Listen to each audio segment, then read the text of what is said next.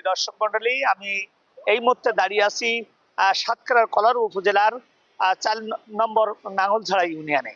এই ইউনিয়নের কিছু যুবক ছাত্ররা তারা সংঘবদ্ধ হয়ে একটি ক্লাবের আয়োজন করে। ক্লাবটির নাম হচ্ছে ডে নাইটেড ক্লাব।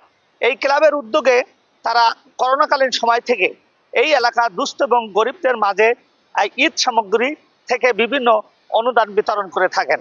তারই সূত্র ধরে আজকে ঈদ উল ফিতর উপলক্ষে তারা 250 এতিম দুস্থ মানুষের মাঝে, এবং এখানে শুধু একটা হিন্দু বৌদ্ধ খ্রিস্টান কোনো ভেদাভেদ নেই, যারা এতিম যারা দুস্থ তাদের মধ্যে এটা বিতরণ করা হয়। এবং আমি এখন একজন আমাদের নারী, এখন আমাদের মুরব্বী আছেন, আপনি কতদিন ধরে এটা পাচ্ছেন এবং আজকে এই জিনিসটা পেয়ে আপনার কেমন লাগতেছে? ভালো লাগবে। অনেক মাল পাইছি, অনেক কিছু মাল পাইছি, খুব ভালো লেগেছে। আল্লাহ বাচ্চাদের কামাইতে বরকত দিক, শরীর যত ভালো রাখুক। আল্লাহ এইভাবে যেন দিতে পারে হাতে করে, এই থেকে দান করুক, এই দোয়া করি।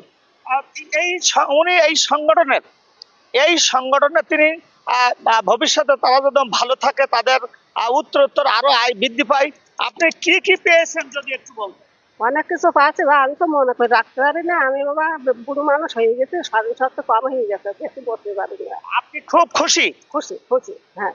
আমরা একজন নারী, উনি এই মুরব্বী মানুষ এই ঈদ সামগ্রী নিয়ে এসছেন। আমরা এই যে এখন এই সংস্থার অর্থাৎ এই ক্লাবের যারা দায়িত্বে আছেন, গুরুত্বপূর্ণ দায়িত্বে, আমি এই ক্লাবের প্রধান উপদেষ্টা আমি তার সাথে কাছে ফিরে যাচ্ছি। আপনি কিভাবে এই উদ্যোগটা পরিকল্পনা নিলেন বিস্তারিত, এবং কত সাল থেকে দিচ্ছেন, এবং এটা দিয়ে আপনি আপনার এই সংগঠন কেমন মনে হতো একটা অনুভব বিস্তার করেন সেটা? ধন্যবাদ এনটিভি কে আমাদের এই ঈদ আয়োজনে এই যে লাইভটা করছেন, এজন্য অবশ্যই আপনাদেরকে ধন্যবাদ জানাই। আমাদের এই প্রতিষ্ঠানটির নাম হচ্ছে ডিলাইটেড ক্লাব। এটা সম্পূর্ণ একটি অরাজনৈতিক এবং সমাজসেবামূলক সংগঠন। তো আমরা শুরু করেছি 2020 সালে করোনাকালীন সময়ে, যখন আমরা যুবকরা বাড়িতে ছিলাম করোনাকালীন সময়ে।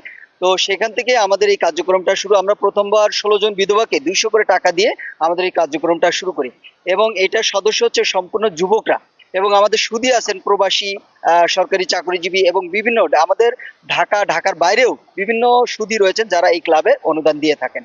তো আমরা চাই যে আমাদের যারা সদস্য আছেন তারা যেন একজন সুনাগরিক হিসেবে গড়ে উঠতে পারে। আপনি জানেন যে বর্তমান যুবকরা কিন্তু অবক্ষয়ের দিকে যাচ্ছে, অবসংস্কৃতির